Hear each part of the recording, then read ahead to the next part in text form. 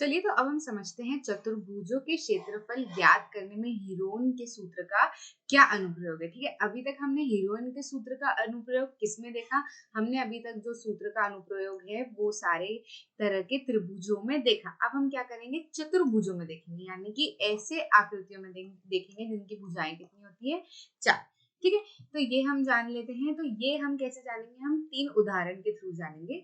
4, 5 और 6 उदाहरण में हम यही समझेंगे और यहाँ पे आके हमारा चैप्टर जो है वो समाप्त हो जाएगा। ठीक है, तो थोड़ा सा चैप्टर जो है हमारा और बचा हुआ है। एग्जाम्पल 4 यदि हम देखें, एग्जाम्पल 4 की बात करें तो एग्जाम्पल 4 हम पढ़ते हैं, कमला के पास कितना है, इतनी इतनी साइड वाला क्या है, भुजाओं वाला क्या है, त्रिभुजाकार खेत है। ठीक है, मान लीजिए कि ऐसी ऐसी साइड वाला क्या है, त्रिभुजाकार खेत है जहां वह गेहूं उगाना चाहती है। इसमें वो क्या उगाना चाहती है, गेहूं उगाना चाहती है। इसी खेत के संलग्न मतलब इससे कहीं ना कहीं जुड़ा हुआ है ना, कहीं इस तरीके से कोई जुड़ा हुआ, वो भी कैसा है, त्रिभुजाकार खेत है ना। और ये क्या है, इनकी साइड दे रखी है, हमको भुजाएं दे रखी है। ठीक है, जहां वो आलू और क्या उगाना चाहती है, प्याज उगाना चाहती है। ठीक है, अब समझना, उसने इस खेत को क्या करा, सबसे लंबी भुजा के मध्य बिंदु को सम्मुख शीर्ष से जोड़कर उसे 2 भागों में विभाजित कर दिया। ठीक है, तो अब देखो, ये वाली 3 भुजा है, अब इनसे ही संलग्न ये 3 भुजाएं, मतलब इसकी एक भुजा और इसकी एक भुजा सेम होनी चाहिए, है ना। तो ये हमको दिख रही है 240 240 सेम, यानी कि क्या, ये वाली जो भुजा रहेगी वो कितनी रहेगी, 240 रहेगी। ठीक है, अब ये क्या बोल रहे हैं, ये 240 रहेगी तो एक भुजा क्या रहेगी, मान लो 400 रहेगी। तो ये कह रहे हैं सबसे बड़ी वाली जो भुजा है, मान लीजिए ये 320, तो मान लीजिए जो सबसे बड़ी वाली भुजा है ना, कह रहे हैं सबसे लंबी वाली भुजा को मध्य से क्या कर दिया, इन्होंने विभाजित कर दिया। अब इनको क्या उगाना है, इस वाले पूरे खेत में क्या उगाना था, आलू और प्याज।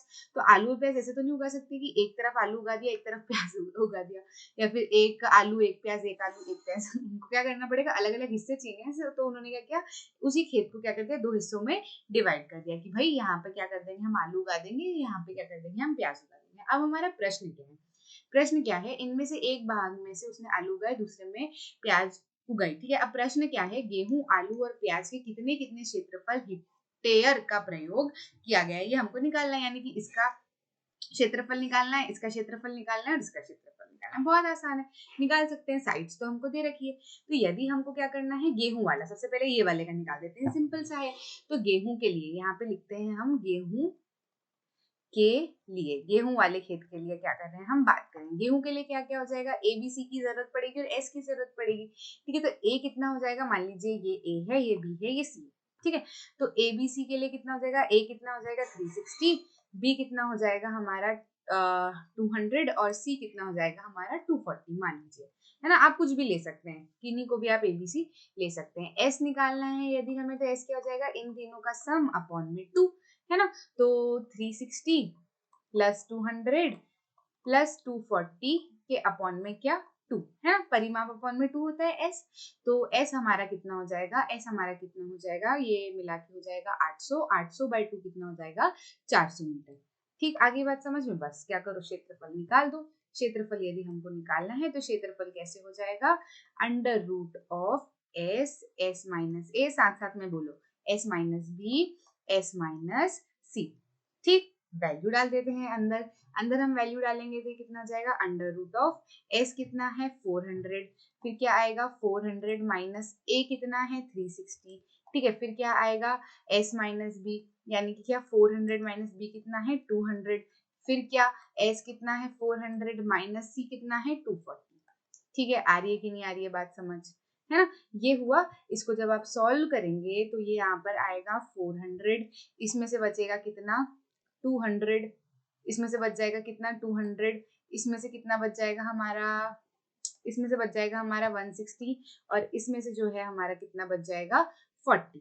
ठीक है, इसको आप कर लो सॉल्व, तो आपका आंसर कुछ जो है वो आएगा 1600√2 मीटर स्क्वायर। लेकिन इनको मीटर स्क्वायर में नहीं चाहिए ना, इनको किस में चाहिए, हेक्टेयर में। तो मीटर स्क्वायर को यदि आपको हेक्टेयर में कन्वर्ट करना है तो आप क्या करो, 10,000 से डिवाइड लगा दो, तो कितना हो जाएगा 1.6√2 हेक्टेयर, है ना। अब √2 जो है वो √2 तो क्या, √2 थोड़ी लिख सकते हो, √2 की वैल्यू डालो 1.414 और मल्टीप्लाई करो, तो आपका आंसर अप्रॉक्स में कितना आएगा 2.26 हेक्टेयर। यानी कि जो गेहूं के लिए, गेहूं उगाने के लिए जो क्षेत्रफल है, ये वाला जो क्षेत्रफल है ये कितना है, कितना है 2.26 हेक्टेयर का। ठीक है, अब क्या करना है हमको, प्याज और आलू का भी देखना है।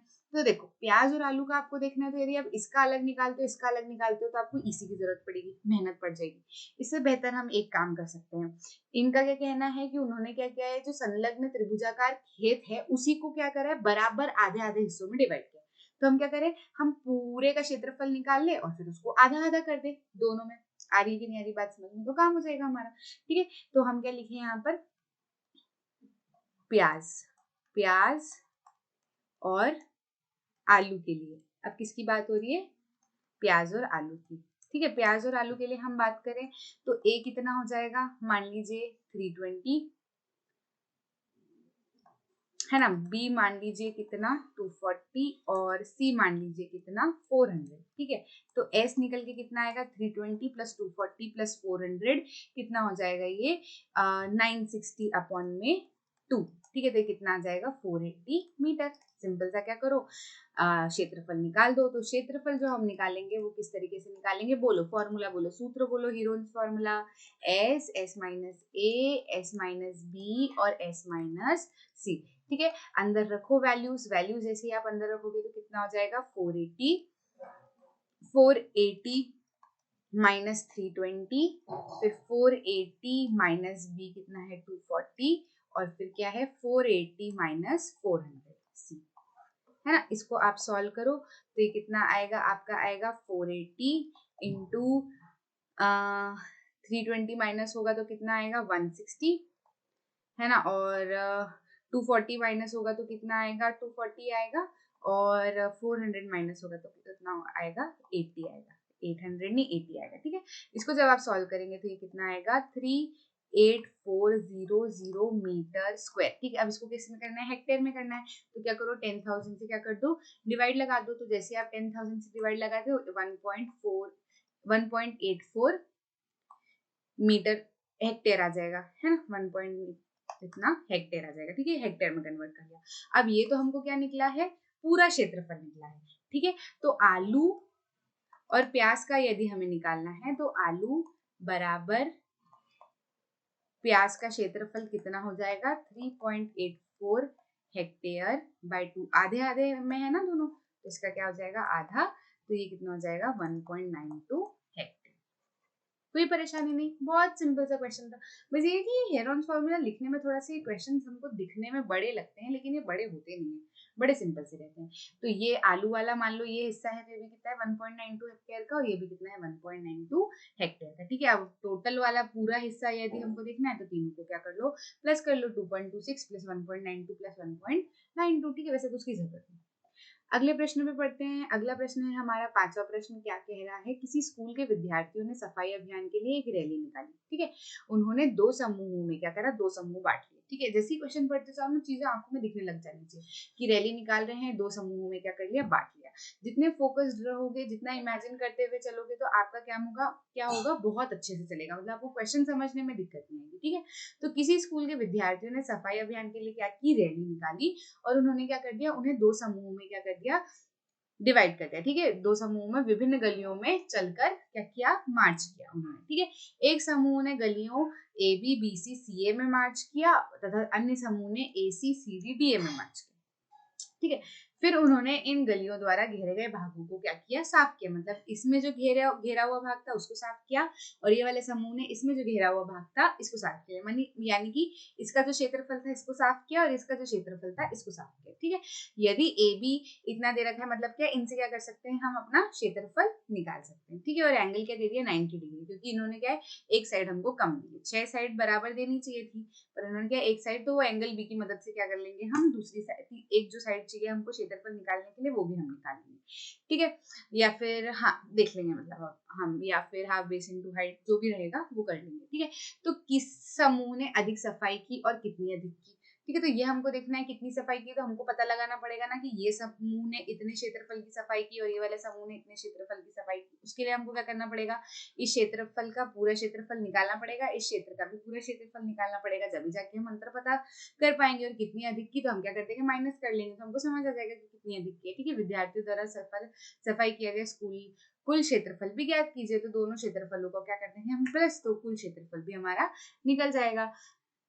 ठीक है, यह मानकर चलिए कि गलियों की चौड़ाइयों को क्या किया जा सकता है, छोड़ा जा सकता है। ठीक है, तो देखते हैं प्रश्न में हमको क्या क्या चीजें लगेगी। तो देखो कुछ इस तरीके से ये है कि एबीसी जो है वो ग्रुप ए ने करी है और एडीसी जो है वो ग्रुप बी ने करी है, मान लीजिए। ठीक है, तो हम क्या करें, पहले इसका क्षेत्रफल निकाल लेते हैं और इसका क्षेत्रफल निकाल लेते हैं। तो देखो इसका क्षेत्रफल तो हम निकाल सकते हैं ना, मैंने बोला था कि एक 90 डिग्री दे रखा है, तो तीसरी साइड तो वैसे हमको निकालने की जरूरत नहीं पड़ेगी, और पड़ी भी तो क्या, ये वाली साइड तो हमको दे ही रखी है उन्होंने, है ना। कितना कितना दे रखा है हमको, एसी हमें दिया गया है, क्या देख लेते हैं हम इधर, A B B C C D D A दिया गया है ना, A B B C C D D A B B C C D और डी ए दिया गया है। तो कोई बात नहीं, इसकी जरूरत हम निकाल भी लेंगे, पाइथागोरस थ्योरम से निकाल लेंगे। ठीक है, क्योंकि इसकी जरूरत, जैसे इसका क्षेत्रफल तो हम हाफ बेस इनटू हाइट से निकाल सकते हैं, क्यों, क्योंकि ये समकोण है। ठीक है, लेकिन इसका क्षेत्रफल निकालने के लिए हमको ए बी सी की और एस की जरूरत पड़ेगी। तो ये तो है, ये तो है, ये निकालना पड़ेगा। तो ये तो हम कैसे निकाल सकते हैं, ये वाले ट्रायंगल में पाइथागोरस थ्योरम लगा देंगे। तो ये क्या है, कर्ण दिख रहा है, ये लंब है, ये आधार है और ये कर्ण है, तो इससे ये साइड हमारी निकल जाएगी। तो पहले हम क्या कर लेते हैं, साइड ही निकाल लेते हैं। ठीक है, कर्ण यदि हमें निकालना है तो AC का स्क्वायर कितना हो जाएगा, AB का स्क्वायर प्लस BC का स्क्वायर। ठीक है, तो ये कितना हो जाएगा, AB का स्क्वायर कितना हो जाएगा, 9 का स्क्वायर प्लस BC का स्क्वायर कितना हो जाएगा, 40 का स्क्वायर। ठीक है, ये कितना हो जाएगा, अंडर रूट, इसका रूट अगर निकालेंगे हम, अभी तो AC का स्क्वायर ही चलने दो, चलो रूट अभी मत लगाओ।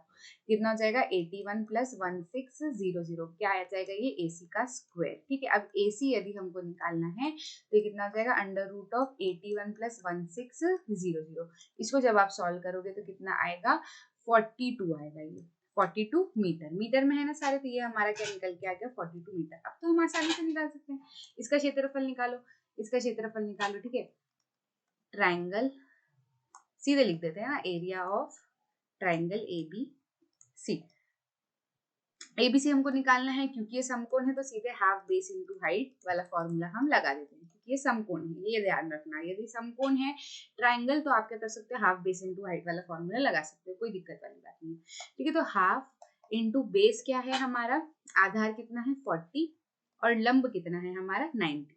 अच्छा, आधार और लंब निकालने में भी बच्चों को कभी कभार बहुत परेशानी आती है कि कौन सा आधार है कौन सा लंब है, मैडम ये भी तो लंब, ये भी तो आधार हो सकता है, ये भी तो लंब हो सकता है। हाँ, हो सकता है, कोई दिक्कत वाली बात नहीं है। तो आप 9 इंटू 40 भी करोगे तो कोई परेशानी नहीं आएगी। ठीक है, वैसे तो हम क्या मानते हैं कि अगर ये हमको सीधा दिख रहा है तो ऊपर से आया हुआ जो रहता है वो इमेजिनेशन में ऐसा रहता है कि ये क्या है, लंबाई हमको पता चलेगी। ठीक है, और ये क्या है, नीचे की तरफ है तो इसको हम आधार मान लेंगे, ऐसा, और कोई दिक्कत नहीं है। और एक जो होता है क्या होता है, कर्ण होता है। ठीक है, आगे बात समझ। अब इसको जब हम सॉल्व करेंगे तो कितना हो जाएगा, 20 और ये कितना हो जाएगा, 180 मीटर स्क्वायर।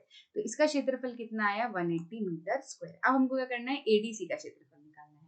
ठीक है, तो एरिया ऑफ एडीसी यदि हमको निकालना है तो इसके लिए हमको क्या क्या चाहिएगा, इसके लिए हमको चाहिएगा ए जो कि है 28, बी जो कि है 15 और सी जो कि है कितना, 42। ठीक है, और एस जो है हमको निकालना पड़ेगा। तो एस कितना हो जाएगा, 28 प्लस 42 प्लस 15 अपॉन में 2, जो कि आप सॉल्व करोगे तो कितना आएगा, थोड़ी सी हमसे यहाँ पे मिस्टेक हो गई कि ये जो रूट आएगा ये कितना आएगा, ये 41 आएगा। ठीक है, ये 41 आएगा, तो यहाँ पे तो हमने 41 को यूज किया ही नहीं, 41, इसको सिर्फ यहाँ पे 41 कर लो। ठीक है, तो s कितना हो जाएगा, 41 प्लस 28 प्लस 15 अपॉन में कितना 2, जिसको जब आप सॉल्व करेंगे तो ये आएगा, यहाँ पे आएगा ये 42 मीटर। ठीक है, ये आ गया 42 मीटर। तो बस क्या करो, एरिया निकाल दो। एरिया ऑफ एडीसी कितना हो जाएगा, under root of S minus A, S minus B, S minus C. ठीक है, लिखो, इसके अंदर सारी वैल्यू डालो तो क्या क्या आ जाएगी, एस कितना है 42, 42 माइनस 28, 42 माइनस 15 और 42 माइनस 41। ठीक है, इसको जब आप सॉल्व करेंगे तो आपका आंसर जो आएगा ये 126 मीटर स्क्वायर है। ठीक है, तो ये कितना आ गया, 126 मीटर स्क्वायर। ठीक है, तो उन्होंने पूछा कि किसने अधिक की, किसने क्या किया, अधिक किया। ठीक है, तो अधिक साफ सफाई की है ना, तो अधिक साफ सफाई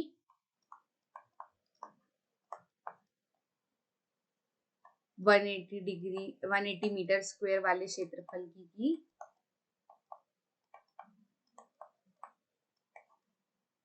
की, ठीक है, की और किसने की, समूह, कौन से वाले समूह ने की थी वो आप देख लेते हैं हम पीछे।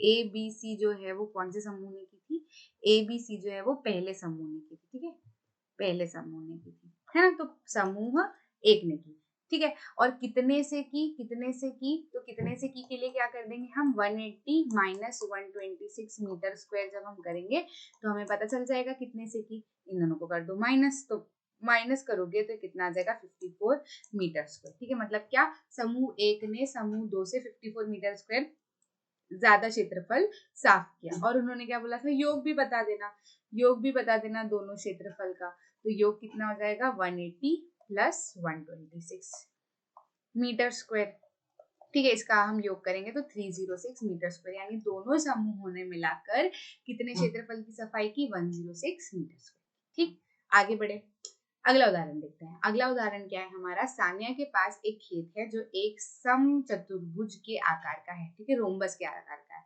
वह अपनी एक पुत्री और एक पुत्र से यह चाहती थी कि वे इस खेत पर काम करके अलग अलग फसलों का उत्पादन करें, ठीक है, उसने इस खेत को 2 बराबर भागों में विभाजित कर लिया। अब जैसे मैं पढ़ते जा रही हूँ तो मेरे दिमाग में छवि बनती जा रही है, तो मैं बहुत अच्छे से क्वेश्चन सॉल्व कर पाऊंगी। आप भी जो है सिर्फ सुनते नहीं रहिए, आप पढ़ रहे हैं ना, तो आपका ऐसा नहीं कि ध्यान बोल कुछ रहे हैं, पढ़ कुछ रहे हैं, ध्यान कहीं और है, फिर आपको क्वेश्चन समझ नहीं आता। आप क्या करिए, सोचते जाइए, ऐसे इमेजिन करते जाइए आंखों में, ठीक है, तो यदि इस खेत का परिमाप कितना है 400 मीटर और एक विकर्ण कितना है 160 मीटर, तो प्रत्येक को खेती के लिए कितना क्षेत्रफल प्राप्त होगा ये हमें बताना है। तो देखो इसके लिए हम क्या करेंगे,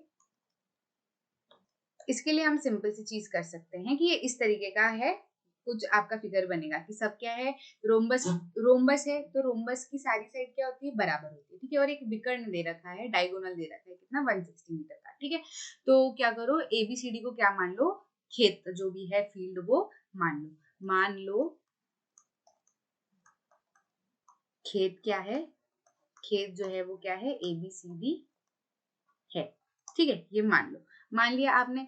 परिमाप कितना दे रखा है, परिमाप जो है वो आपको दे रखा है 400 मीटर, ठीक है, परिमाप दे दिया तो हर साइड कितनी हो जाएगी, भुजाएं कितनी हो जाएगी, भुजाएं कितने की हो जाएगी, भुजाएं जो हो जाएगी, मतलब परिमाप हमको कितना दे रखा है, देखो 100 हमको उसमें दिया नहीं गया था, हमको परिमाप दे रखा था, ठीक है, तो 100 हमने कैसे निकाला, परिमाप का क्या कर दो 4, मतलब सब मिलके कितना है, सम 400 है, और हर साइडे कितनी है 4 है, और चारों साइड बराबर है, तो कितनी हो जाएगी 400/4, तो ये कितनी आ जाएगी 100 मीटर, ठीक है, ये 100 मीटर आ गई, तो हमने क्या कर दिया 100 उसको लिख दिया, 100 मीटर जैसी आ गई, तो इससे हमें क्या पता चलता है कि ए बी जो है वो ए डी के बराबर है 100 मीटर, और मान लीजिए कि डायगोनल ये इतना है, तो हम क्या कर सकते हैं, ए बी डी ट्राइंगल का क्या कर सकते हैं, क्षेत्रफल निकाल सकते हैं ना, तो area of triangle A B D कितना हो जाएगा, under root of S minus A, S minus B और एस माइनस सी, ठीक है, अब एस कितना होगा, परिमाप का आधा, यानी कि कितना 200 मीटर, ठीक है, तो इसको फॉर्मूले में रख दो, कितना हो जाएगा ये 200 माइनस ए बी कितना है 100 है, और बी भी कितना है 100 है, और सी भी कितना है 100 है, नहीं सी कितना है, ए बी और सी कितना है 160 है, सी तो एक साइड कोई सी भी कितनी है 160 मान लो, किसी को भी मान लो ए बी या सी में से कुछ भी, ठीक है, तो और यहाँ पे एक गलती हुई है, आप बताइए, आप बताइए, एक गलती हुई है, बहुत बड़ी गलती हुई है, अगर किसी ने कैच कर लिया तो बहुत अच्छी बात है, अगर किसी ने नहीं कैच किया है तो समझो कि हम क्या कर रहे हैं, पूरे का क्षेत्रफल नहीं निकाल रहे, हम क्षेत्रफल निकाल रहे हैं सिर्फ इसका, ठीक है, हम क्षेत्रफल निकाल रहे हैं तो सिर्फ इसका, तो हमको जो परिमाप दे रखा है तो पूरे का दे रखा है, जब क्षेत्रफल इसका निकाल रहे हैं तो इसके परिमाप बाय 2 करेंगे ना इसको, तो ये जो होगा ये गलत परिमाप आएगा, परिमाप कितना आएगा 100 प्लस 100 प्लस 160/2, भाई जिस त्रिभुज का परिमाप, जिस त्रिभुज का क्षेत्रफल निकालेंगे उसी त्रिभुज का परिमाप निकालना पड़ेगा ना, तो ये कितना हो जाएगा 200, 360/2, तो ये कितना हो जाएगा 180 मीटर, ठीक है, आ रही है बात समझ में, तो ये गलत है, अब ये भी क्या आ जाएगा पूरा कैंसिल। एस की जगह पे क्या आएगा 180। ये गलती बिल्कुल भी आप मत करना, क्योंकि हमको ऐसा ध्यान रहता है कि क्वेश्चन में तो परिमाप दिया गया है, लेकिन वैसे नहीं चलेगा। परिमाप कैसे निकलेगा? परिमाप उसी क्षेत्रफल का मतलब उसी क्षेत्र का निकालना जिस क्षेत्र का क्षेत्रफल हम निकाल रहे हैं, ठीक है। तो कितना हो जाएगा 180 माइनस 100, फिर आ जाएगा 180 माइनस 100 और फिर क्या आ जाएगा 180 माइनस 160। ठीक, आ रही है बात समझ? इसको जब आप सॉल्व करोगे तो आएगा 180 इंटू 180 माइनस 100 यानी कि 80, और फिर 180 माइनस 100 ये भी कितना 80, और 180 माइनस 160 कितना हो जाएगा 20। तो इसको जब आप सॉल्व करोगे तो आएगा 4800 मीटर स्क्वायर। ठीक, आगे बात समझ में? तो सभी को जो है हिस्सा मिलेगा वो कितना मिलेगा 4800 मीटर स्क्वायर का क्या मिलेगा, हिस्सा मिलेगा। यहाँ आके क्या हो जाता है हमारा, क्योंकि देखो ये भी इतनी ही इसके डायमेंशन है और इसके भी इतनी डायमेंशन, ठीक है। यहाँ आगे क्या हो जाता है हमारे ये चैप्टर जो है वो समाप्त हो जाता है। तो आइए दोहराते हैं हमने इस चैप्टर में क्या पढ़ा, ठीक है। त्रिभुज का क्षेत्रफल जब आधार और ऊंचाई अगर हमें पता हो, ठीक है, जब आधार और ऊंचाई हमें पता हो तो ऊंचाई कब पता होगी? जब या तो जो त्रिभुज है वो समकोण होगा या फिर उस त्रिभुज में क्या है एक लंब डला होगा, ठीक है, तभी पता ही चलेगी। और आधार क्या होता है? आधार वो वाली भुजा होती है जिसके ऊपर लंब डला होता है। तो मान लीजिए ये जो लंब है ये इस पे डला हुआ है, तो ये क्या हो जाएगा आधार हो जाएगा, ठीक है। तो आधार क्या हो जाएगा, ये हो जाएगा, ठीक है। जैसे कि इसमें ये जो लंब है किस पे डला है, इस पे डला है, तो आधार क्या हो जाएगा, ये हो जाएगा। ठीक, आगे बात समझिए। तो आधार और लंब में कौन सी भुजा लेनी है, इसमें कंफ्यूज मत होना, ठीक है। इस तरीके से निकाल सकते हैं। यदि त्रिभुज की भुजाएं ए बी सी हो तो हीरोन फॉर्मूला क्या होगा, ये होगा। और एस किस तरीके से निकाला जाता है, परिमाप बाय 2। परिमाप उस ही क्षेत्र का निकालेंगे जिस क्षेत्र का हम क्षेत्रफल निकालना चाहते हैं, ठीक है। इसके बाद में हमने क्या सोचा, एक चतुर्भुज जिसकी भुजाएं तथा विकर्ण दिया गया हो, है ना, रोम्बस वाले में, ठीक है, विकर्ण दिया गया हो। और भी हमने तीनों एग्जाम्पल इसी तरीके से किए हैं, ठीक है। विकर्ण दिया गया हो, उसका क्षेत्रफल उसे दो भुजाओं में विभाजित करके और फिर हीरोन का सूत्र प्रयोग करके क्या किया जाता है, ज्ञात किया जाता है। मतलब ये कहना चाह रहे हैं कि यदि कोई चतुर्भुज दिया गया है और हमको इसके अंदर हीरोन का सूत्र यूज करना है तो हम कैसे निकालेंगे? इसको क्या करो, दो बराबर भागों में डिवाइड कर लो और फिर क्या कर लो, इसमें भी हीरोन का सूत्र लगा लो और इसमें भी हीरोन का सूत्र लगा लो। तो इस तरीके से हम क्या कर पाएंगे, हमारा जो है क्वेश्चन हम आसानी से सॉल्व कर पाएंगे और क्षेत्रफल भी जो है हम आसानी से निकाल पाएंगे। बस यही छोटी सी चीजें हमने जो है इस चैप्टर में पढ़ी। आशा करती हूँ आपको समझ आया होगा। मिलते हैं अगले चैप्टर।